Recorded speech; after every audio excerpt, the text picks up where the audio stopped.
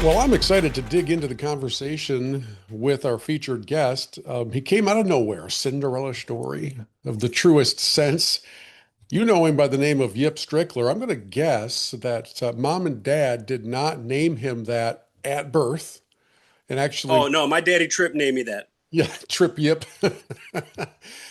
First came on the scene somewhere in that 2023, 24 range, just kind of having some fun, and has quickly skyrocketed into the golf ether as a lead investigator. Maybe it should be Yip Strickler PI. Not sure how we do all this, but it's good to see you, man. Thanks for joining us.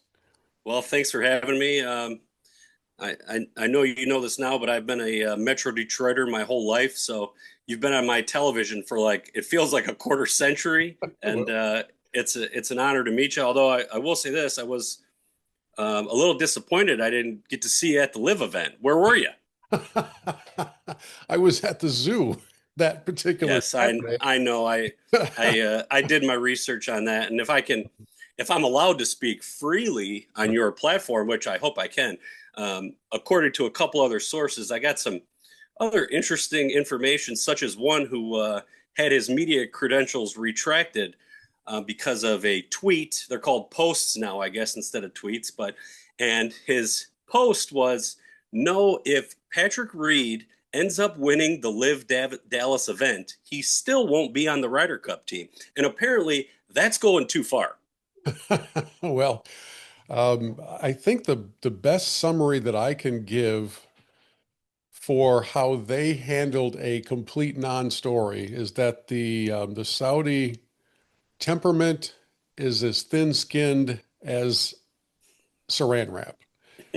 It's so thin you can see through it. Yeah, they completely mangled that whole thing. I kind of warned them. I'm like, don't do this. It's not going I to be that agree. big of a deal, but you do you, and they did. So it's funny though. Yep, I still almost every day, still now 3 weeks later, get some note from somebody somewhere commenting on that, and I'm Yep. surprised by it because you know how these things quickly enter and then leave the Yep. zeitgeist, and so we're still going. But yeah, so yeah, sorry I missed you there. Would have been a great time. Sounds like I didn't go either. They had me out a couple weeks before, and I thought, oh, maybe they, want me to help promote the event, do something. They had me out, had me play golf, bought me lunch, drinks. I mean, it was a wonderful time, I might add. yeah. The rough was like 6 inches too long, and the greens were running at like an 8 because they were protecting them. So I could have done without that. And really, they just had me there because they were trying to sell me a $900 ticket. So I didn't go either. Hey, you know what? The folks at St. John's do a great job. It was a wonderful venue, and they didn't have anything to do with No. my fun. But I'm glad you got a chance to get out there. Okay, so take us into the origin story of Yip Strickler. Where in the world did all this come from? Well, Yip himself was created. We had our yearly member guest at Dearborn Country Club, and Yip was simply an acronym for Your Invitational Partner. I was just creating a little, obviously we got Yips in golf and just started this little character to make some of my buddies laugh. And then, kind of by accident, something rolled across my feed one day. I saw a tournament at Western Golf and Country Club, and one of the gentlemen involved just so happened to go to one of my rival high schools, Detroit Catholic Central. And I said, oh man, we're going to have to jump into this a little bit. And I just did a little, 60-second looking at his handicap. Really wasn't anything too in depth by any means, more just a fun little piece. And got some traction. And I said, oh man, there might be something here. I've kind of done the same thing at my club over the years.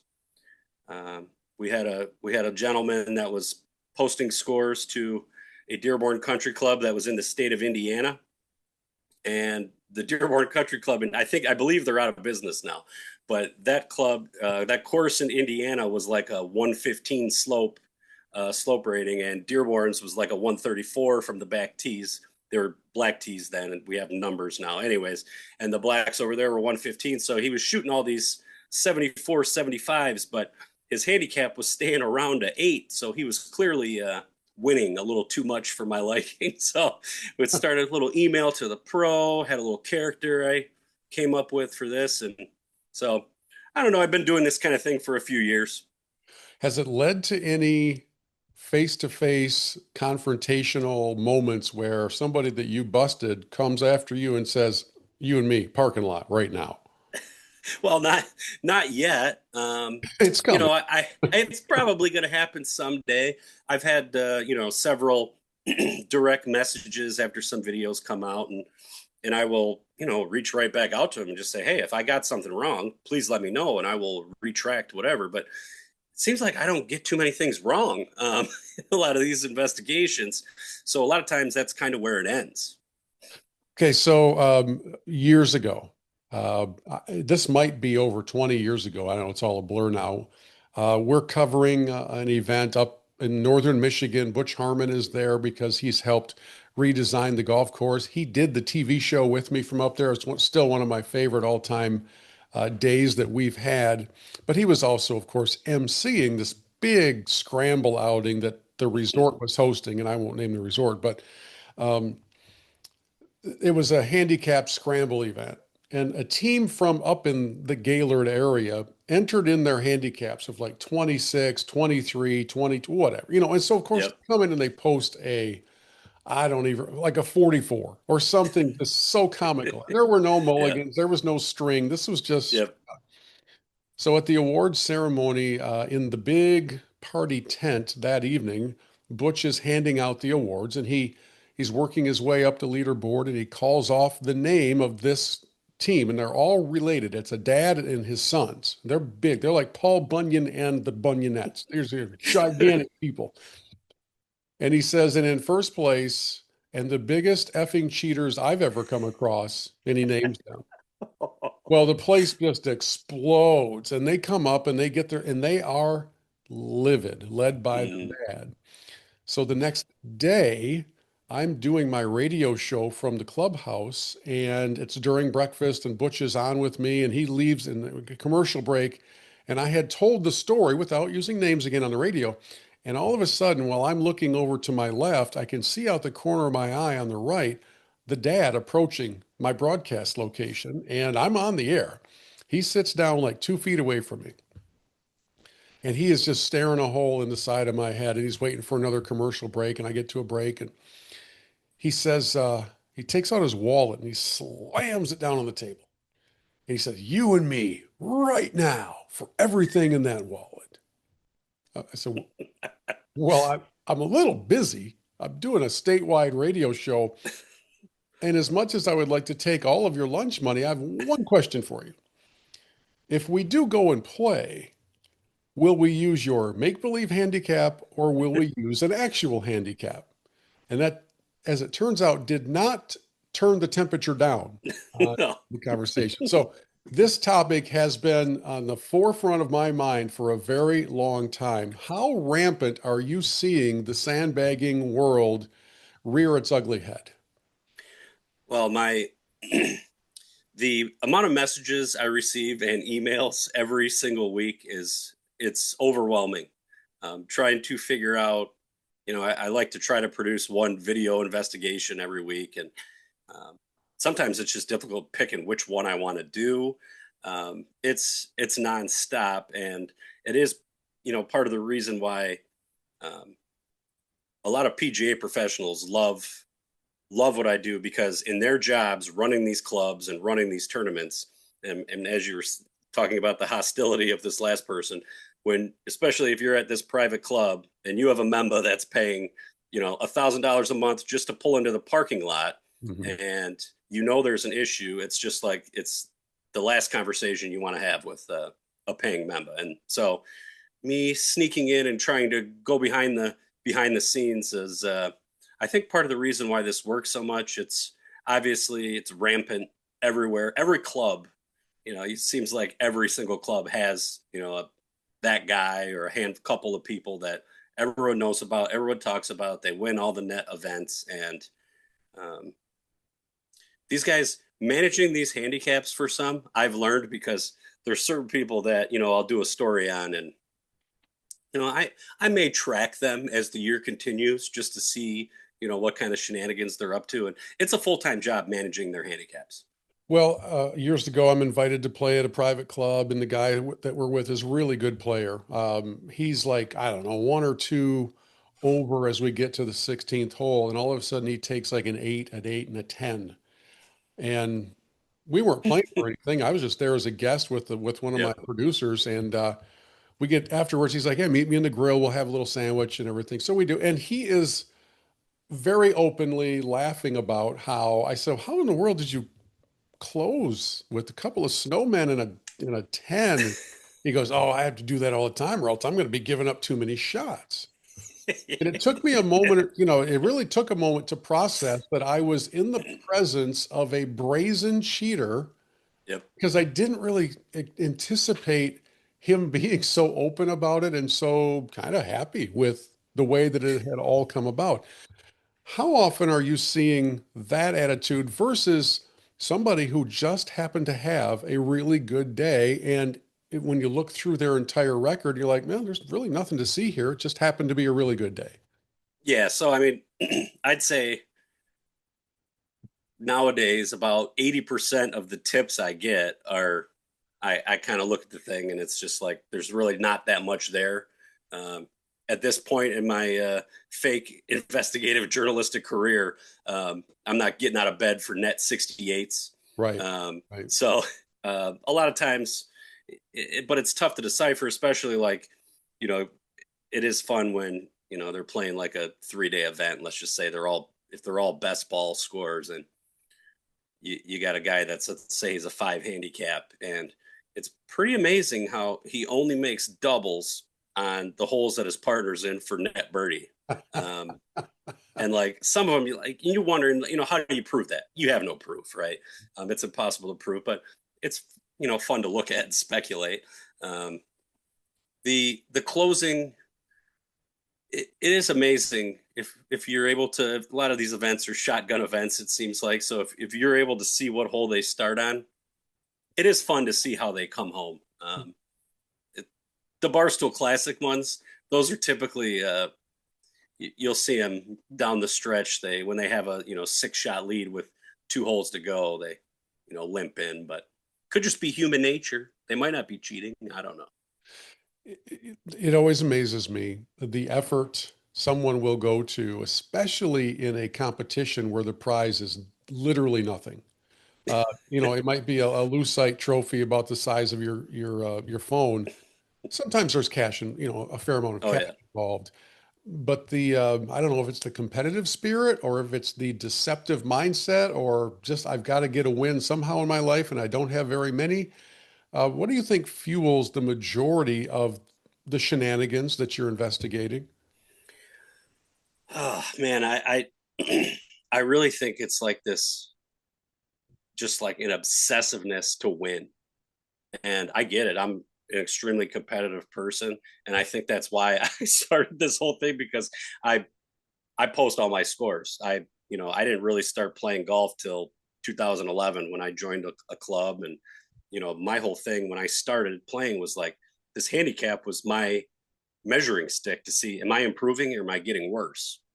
Um, and so the whole once I started paying attention to how people do these things, and then it is extremely frustrating when I'm a pretty busy guy. I play like once a week. I try to play twice a week, but most of the time it's once a week. And when I see the same people at the club every single time I go, yet I have twice as many scores or 3 times as many scores posted every year than they do, Hmm. something's off, because I know they play golf 3 or 4 times a week. Um, so I wish there was like a cure all to this, but at the same time I don't, because I want my fake business to thrive. So we got to keep these rats doing ratty things. Yeah, just a few weeks ago, I went down and played in the Myrtle Beach World Am. What an awesome time! What a great concept. I played horribly. I really just played horribly for 4 straight days. It was as if I was a beginner, but that's not the point of the story. The point is they have 3,000 golfers spread across 55 or 60 golf courses for 4 days. And one of the one of the top 5 questions I addressed in the video that we posted was how they deal with the sandbagging issues. Because there are so many different divisions. I can't remember the total. It might be 30 something different divisions. It's all age groups, all handicap Yep. brackets kind of a thing. And it used to be back in the day that in order to address some questionable activity, you would almost have to call the home course professional and say, hey, we got this weird performance from this guy named Hobson. Can you help us understand what he's like back home? That kind of, well, thankfully now, and it's your catchphrase, now you don't have to do that, right? What do you do? Yep. What do you do now? Yep.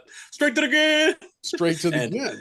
And yeah, and I it's mean, it's the it's a treasure trove of information and knowledge. How have you been able to take advantage of that technology and the availability of it without needing to really get into the back end of it just to see what's publicly available? yeah, it's uh, course ratings and slope ratings matter. Number one, so that's one of the best things when you're looking at a gentleman or a lady's scores posted onto the app. Um, if you're shooting in the 60s for 9 holes on a course that's a 115 slope rating, but then you play in a tournament at your buddy's club and you shoot 95 on a 130 slope, we have an issue. Mm. Um, there's that's one of my favorite things about it.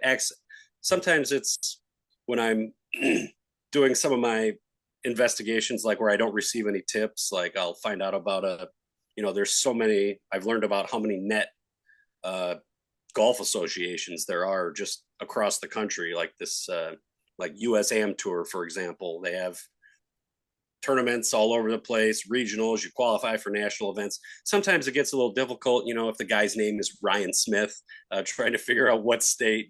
You got to, that could, um, I wish when they had these scores posted on the Golf Genius app that their numbers, their official ID numbers were listed. That would be really helpful for me. But the technology is wonderful. Now I do sometimes work my way into some administration access for the app, which helps quite a bit, because then you really get to see the true handicap manipulators who will, say they have a tournament in September. Well, for some reason, they'll run in there and they'll go and backdate a bunch of scores to previous months. Those are my favorites. Hmm. Those are my favorites. Now, don't get me wrong, Bill, maybe they had all their scorecards in their glove box all year and they just, Forgot to enter them. Yeah, just forgot to enter them, and they're doing their due diligence now to do the right thing.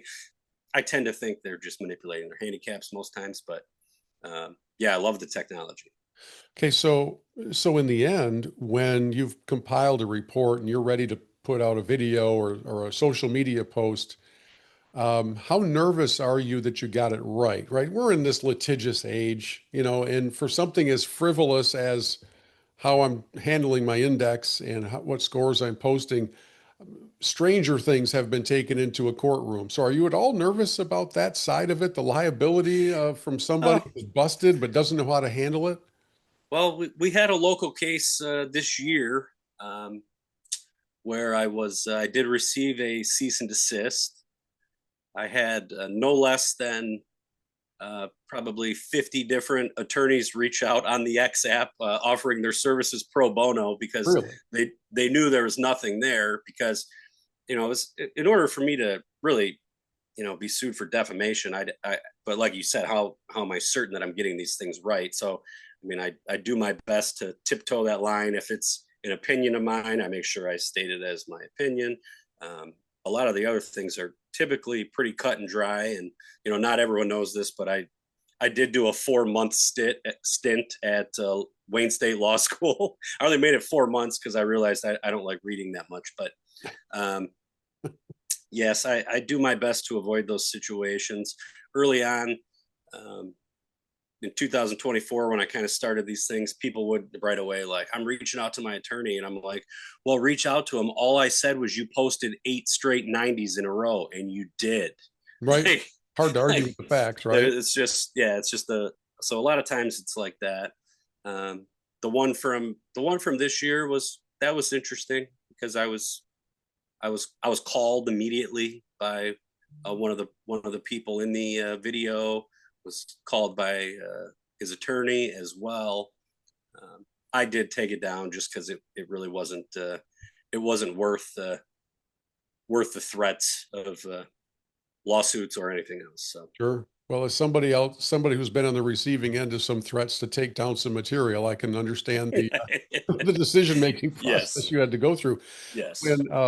When you get informed or when somebody DMs you or slides you some information and says, love to have you take a look into this, is there a threshold? You said you don't get out of bed for a net 68. What is it that set your little antenna up? Is there a specific score where you're like, okay, well, that one crosses my automatic investigation threshold? Yeah, I mean, I don't really have a number per se. A lot of times, you know, you can obvious, and then there's different formats too. So like a lot of times, like you know, people will send me like scrambles. Well, there's not much I can do on a scramble. Right. You know, unless I'm perched up in a tree stand over hole 6, watching the team like actually cheat. You know, there's not much I can do there. Another one are like these shambles, where I feel like there's one I'm looking into right now, and you know, shamble handicaps, you know, obviously they're adjusted based on the format, but like, you know, you see a 12, a guy's getting 12, 14, 15, 16, and they all shoot in the low to mid 70s. You know, it's a shamble. So you really don't have much to go on, but also, you know, that Yeah. it's nearly impossible to do something like that. Basically, it's just if I see, well, first off, as far as the video investigations go, if the club or whoever else is holding the event posts something on social media, well, that kind of gets me going first, because then I have pictures of everyone. It's, you know, public information at that point. You can have a little more fun with it. I, if a lot of times, if someone sends me a tip on, oh, you should look into this guy, and I just Google their name, location, and the word golf, and I start getting a bunch of results, that's usually what I'm going to dig into pretty quick. When you started this, did you ever have the thought, like a Club Pro guy, of obscuring your identity? Well, it was too late already. Okay. It was too late. Now I don't know if you've seen this, but Club Pro guy and he um, took me under his wing a little bit this spring, and he posted some of my videos. He's put some of my videos behind his paywall, and when that first started, I had all these people like reaching out to me, thinking that Club Pro guy and I were the same guy, Oh, yeah. and Okay. like, but I'm I'm pretty certain he's a lot older than me. No offense, no offense, CPG. Yeah, well, you got kind of have the same stature, I guess, so that makes sense. There is this concept, well, it's not a concept, it's a mathematical reality in the world of handicapping, called statistical probability. There are things that literally can't happen, that exist that they don't even happen in the world of professional golf. And one of my examples is I have a good friend who is a USGA official and involved in the handicapping at the national level and a few different state levels.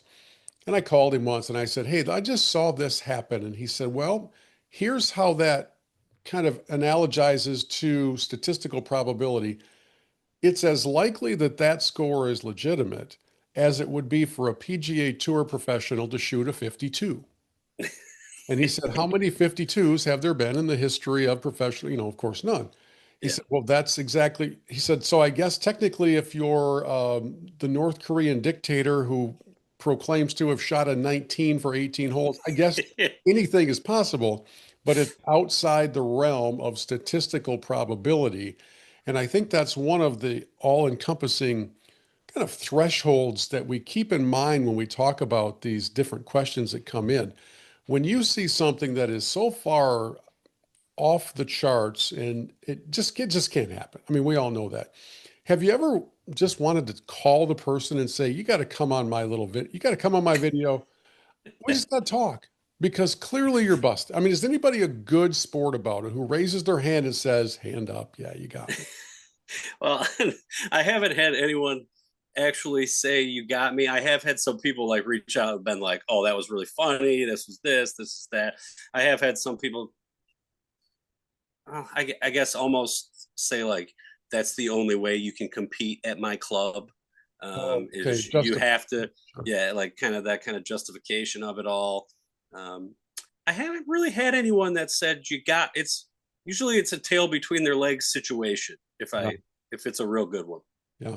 So where do you go from here? You're just going to keep on plowing ahead? You're going to try to grow this brand of Yip Strick into something even bigger? Yeah, I'm kind of to the point where I feel like I have to. I don't like to waste opportunities. I've had so many different companies and people in the golf space give me these opportunities, such as you today, and I'm really grateful for all of them. And I feel like I owe it to them and to myself to just try to see what we can do. I do have an idea of like some things in 2026, as you were just saying, of like having someone on a video. I would like to maybe have a podcast to see if these guys do want to come on, Hmm. um, defend themselves, even the ones that I don't call out that I might just make fun of whatever pictures I found on Facebook of them. um, but yeah, I would like some. The problem is I have this like real business thing too, and like Pip, Skip, and Elizabeth, my three kids, and it's I got a lot of things going on, but Yeah. um, I'm pretty good at juggling my time, and if I you never know, but I'm Yeah. not quitting, not yet. Well, probably a good idea.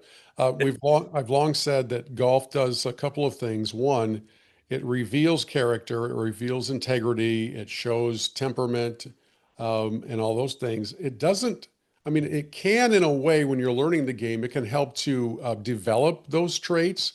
But once you reach the stage of adulthood, for the most part, it reveals where you are in those various areas. So if you look at the totality of the Yip Strickler work, are golfers across the board showing good signs of positive integrity, or are you troubled by where this game is right now on a broad scale? And I ask that understanding that you only get tipped off when there's a question involved here, but look at your research and everything. Are you more or less optimistic about the integrity of the game?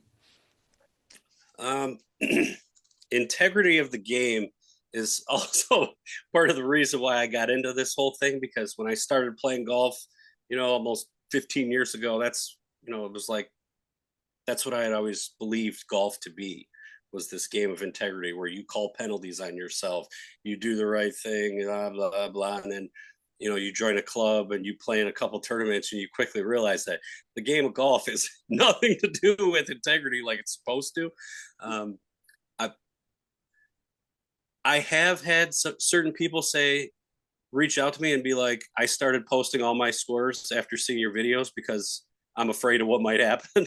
So I do think that there's some positivity coming from my work, but I also like I feel like the whole human nature of the thing. If there's cash involved, and some of these prizes like are astronomical. I did one on a gentleman a few months back where he won like $250,000 over a 3 week spread playing net golf, Really? like hopping all over. It's crazy. Now I didn't really find him like any evidence of him manipulating his handicap or anything like that. It was more of a like guys play for this much money in net golf. It's crazy. So I'm optimistic that I think this business will keep growing in 2026. I am optimistic of that, and I'm excited for the member season is coming to a close here for of course all the clubs up north, but fall time. What I learned last year is where these other random companies have these national championships that take place in like the month of November and like Las Vegas, Arizona, other places like that. And those ones are usually pretty juicy. So I'm looking forward to them. Well, it's good to connect with you and hear a little bit of the backstory of this Yip Strickler world in which you live. Here's hoping you avoid any personal confrontations. And if you take joy out of digging into all this data, more power to you. I can't study the Excel files nearly that long, and but a good reminder to post your scores and just play the game honestly, and everything will be just fine. And you won't enter the world of Yip Strickler And I'm reminded of a reporter in the Detroit market. I think it's at Fox 2 who has the Hall of Shame and Yes. does his I think about investigation. it all the time when I'm doing my videos. He ends every one by saying, "You're in the Hall of Shame." So maybe yep, there's going to be an actual hall someday that you can, post a little picture up of the guys that you're busting. Um, I don't know if admission sales would be that strong, but it would be a fun concept. It's good to meet you, man. Thanks so much for Well, coming it's on. nice to meet you too. And if I could be candid for 1 second Hmm. before leaving, um, I've been a big fan of you for a long time. Um, and I don't know if it was a year ago, less than a year ago, I came across the posting you had. And I remember if it was on Instagram or wherever it was. And you were speaking, basically just, I don't know who you were speaking about, but you were talking about just the importance of not punching down on people, Hmm. um, trying to punch up, making sure not to just be mean and this. And I don't remember all the context of it, but when I saw that, it meant a lot to me because I was new to this space, and sometimes I'd get a little crazy in my investigations, and I might say something about a person that was just not a fair wasn't a fair shot that I would take. Wasn't just making fun of their white belt or making fun of their stupid socks they're wearing. And I just want you to know, like that little post you had, albeit it might have been like a minute thing, it did something to me. I took it like you were talking to me, Hmm. and it changed the way I make my videos. And thank you for what you do. And like I said, I've been watching you for like I don't get to watch you as much because I used to watch you. I feel like it was like Saturday mornings, like when I was holding a baby in this arm and telling another one not to, make a mess over there. But I appreciate what you do, and I appreciate this opportunity. Well, it's very kind of you to say thank you, and I'm glad that that message at least reached one person, and that's really all we do. And there's too much fun to be had in this game and in this world to be mean to people. I don't get it. I get called names a lot, and social media keyboard cowards. It's especially after the Yep. whole live thing. Again, all Yep. the bots reach out to you. I guess I'm probably more inspired by things like we saw in Arizona last Sunday at the memorial service for Charlie Kirk, where kindness was celebrated throughout all of that. I don't know. I think we can still have fun.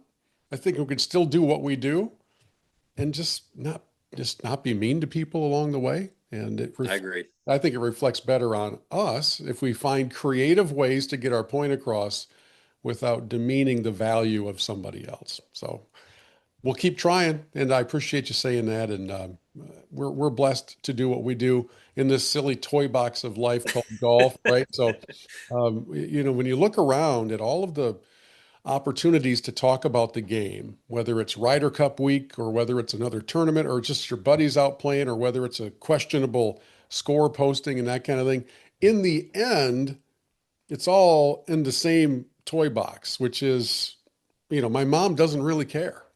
That's how I kind of Yep. gauge things. Like, has my mom heard about this? Probably not. So if that's the case, let's just remember in context that there are too many people with real jobs and challenging lives for us to get too far over our skis in thinking that this is the be all and end all of all that we do. So we're blessed. I appreciate you saying those nice things, and let us know if we can help at all in the world of Yip Strickler. Absolutely. Thanks for having me.